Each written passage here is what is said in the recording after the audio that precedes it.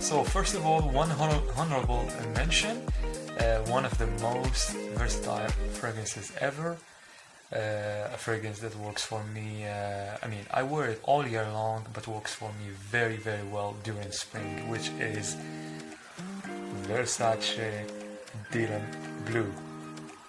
I mean, this fragrance definitely does the job.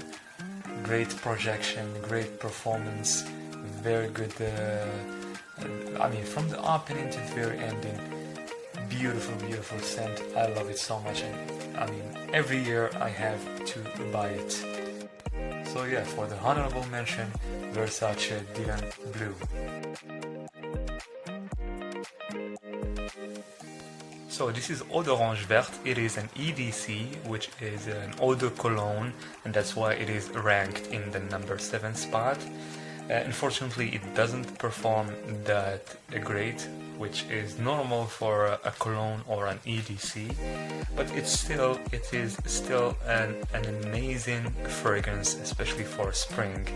Especially that it has natural ingredients and smells so very natural, so very refreshing, very, very delightful. It is, as you can see, in a green bottle. So yes, definitely it is a green, citrusy, aromatic, earthy, woody fragrance, unisex as well. I mean, women and men can definitely wear it. And if you guys want to know about the notes, we have orange, mandarin orange, Amalfi lemon, mint, cassis, oak moss, patchouli, and other natural ingredients. And yes, this was, as I said, recreated by Jean-Claude Elena in 2009, based on the very, very first one, Eau de Cologne Hermes of 1979. This is definitely, I mean, for me, this is a must for spring. And I actually did a video review of this one on my channel, on this channel. I will definitely leave the video in the link in the description box down below this video of today. So, Eau d'Orange Verte by Hermes, the EDC Eau de Cologne, in the number 7 spot.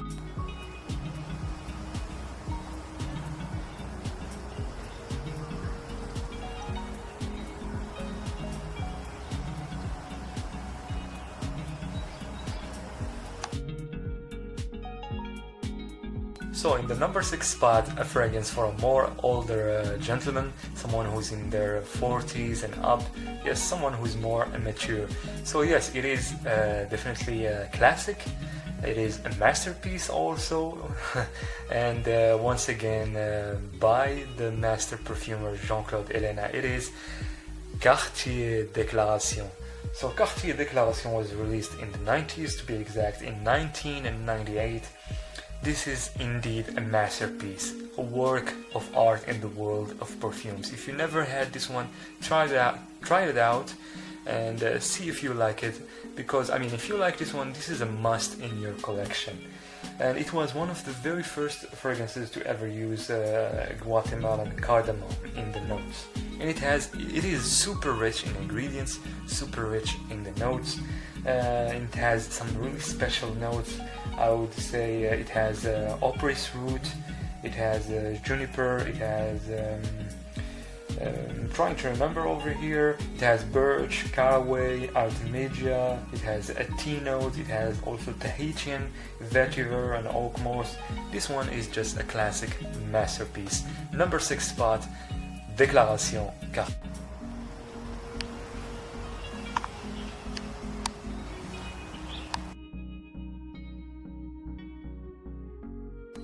So for the number 5th spot, this fragrance is for the youngsters. It is Yves Saint Laurent Y, the EDT, the Eau de Toilette. A lot of people say that this one is more suited for summer or even all year long. But I mean, personally, this is my opinion. I feel like this one is more of a fragrance more suited just for the spring. It is very ideal for spring, and with that sage note in it and the aldehydes, I mean, I just don't see it a fragrance for another season more than spring. It is very nice smelling fragrance, and I wish it had more performance. I wish it had more push.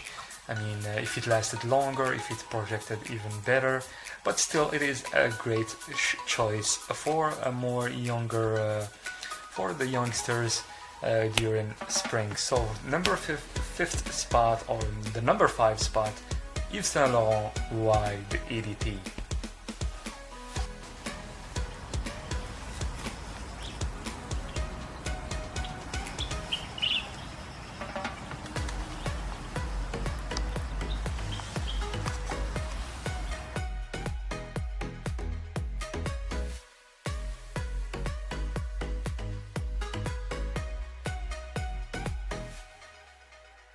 So in the number 4 spot, some people love to call this one the king of spring. Yes, maybe you guessed it right. This is a Dolce Gabbana K, the Eau de Toilette, or Dolce Gabbana King as some people love to call it. Personally, I don't understand the hate towards this fragrance. The fragrance community didn't really show it much love, maybe because they expected something better from this house, Dolce Gabbana. But you know, to each their own. If some people they didn't like it, okay, they don't like it. But me personally, I really love it. I love it so much. I find the Ambrox note in this one really to be one of the most smoothest or coolest notes of Ambrox in this one. It is very well blended, beautifully blended, very well balanced, and I mean, also with the other notes like the juniper, the pimento, the vetiver, they are just outstanding and extraordinary. I love the smell of this one, and I got so many compliments when I was wearing this one. The dry down also is very charming with this one, especially with that patchouli and geranium, and there is some sort of presence of sage as well, even though I really wish if the sage was more present or more richer in this fragrance. But I heard that there will be an EDP concentration for this one very soon from this house, Dolce & Gabbana. So yeah, number 4 spot, Dolce & Gabbana K, the Eau de Toilette. And by the way, I will do a review, an interesting video review of this one very soon. So definitely guys, stay tuned for that video.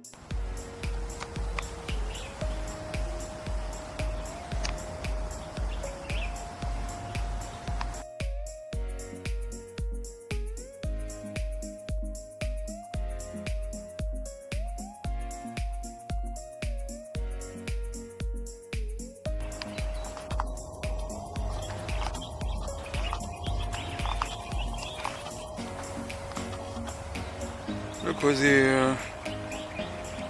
Meow is here.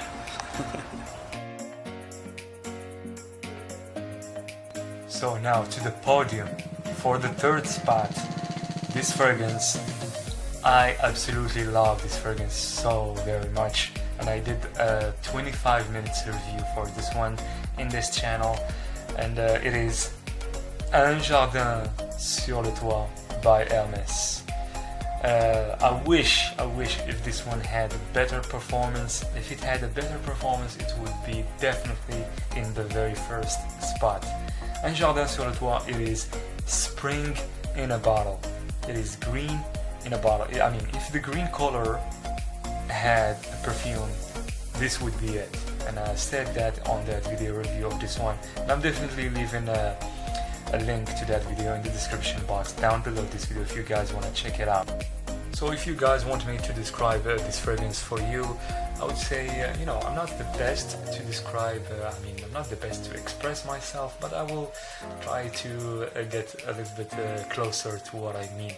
So imagine you have a garden with so many different flowers, so many different trees, like apple trees and pear trees with pear, and yes, and other plants and herbs and stuff like that, and a lot of grass as well. And imagine it rains on that garden. The next day, when the rain stops, you come to the garden and you smell that scent. I'm sure you get the idea. It is mind-blowing, delightful, fresh, beautiful scent. And by the way, Un Jardin sur le Nil, another one in this line of Un Jardin, it is also for spring, and it's a little bit closer to this one.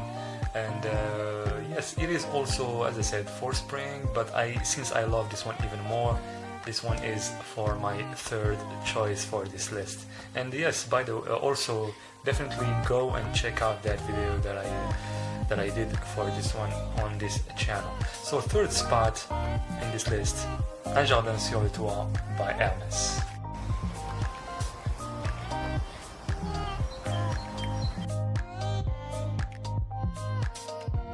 So by the way, I forgot to mention that the fragrance on the third spot, Un Jardin sur le Toit by Hermès, was also created by the master perfumer Jean-Claude Helena.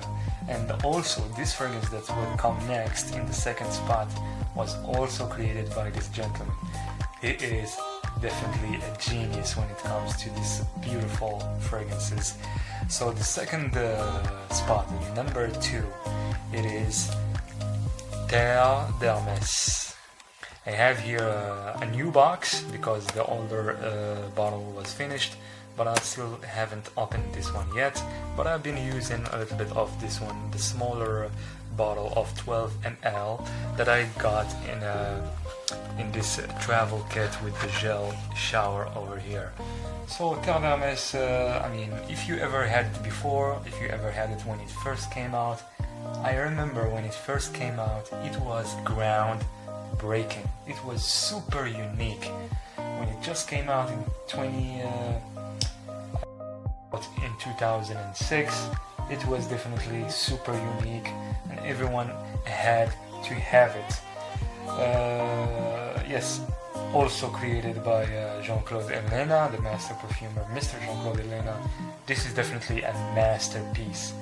I loved it so much back then, and I still love it, but back then I loved it a lot. It was, as I said, groundbreaking, super unique, definitely a work of art.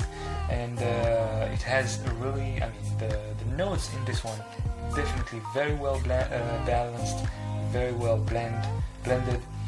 The notes we have orange, grapefruit, pepper, and it has a unique note that is called pelargonium.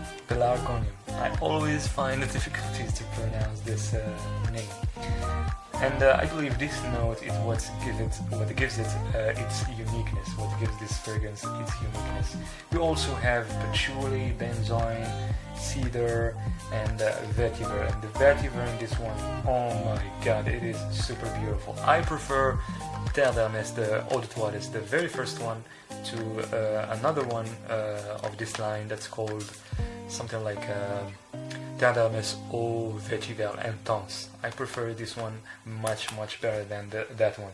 This one is just, a lot of people would tell you it is for fall, but I believe this is super versatile. But more for spring and fall, maybe sometimes during winter, but still it is definitely, I mean, it works wonderfully during spring. It is earthy, rooty, sharp, peppery, woody, and definitely spicy, and also citrusy. It is super smooth, and the performance, I mean, it does the job very well. The performance, you can definitely count on it. Long-lasting fragrance with a super sillage. It projects like it radiates within 6 feet or even more, and I mean, it has everything a fragrance have to have, if I can say that. So yes, number 2 spot, Terre d'Hermès by Hermès. This is the Eau de Toilette.